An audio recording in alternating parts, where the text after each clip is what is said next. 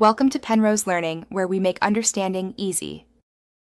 You have the essentials ready: device updated, admin access, and a decision on which password manager to use.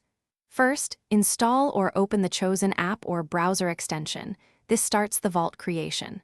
Once opened, create a strong master password. You will only type this in occasionally, so make it memorable and unique. Make sure to enable biometric unlock if available for convenience. Finally, sign into or create the vendor account so syncing can begin across your devices. Now you focus on syncing and protection.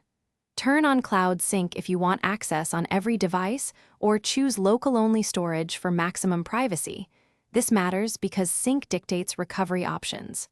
Next, enable autofill and browser extensions so logins populate automatically.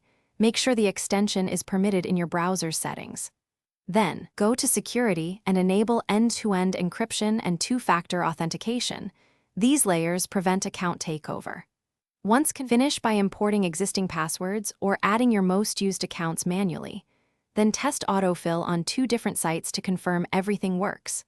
Once done, set emergency access and a recovery method so you won't lose the vault. This is critical. Make sure to schedule backups or enable automatic backups if offered.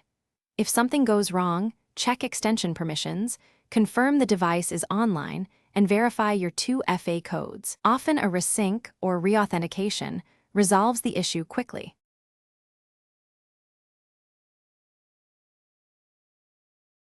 Thanks for watching. If this was helpful, leave a like and consider subscribing. See you next time.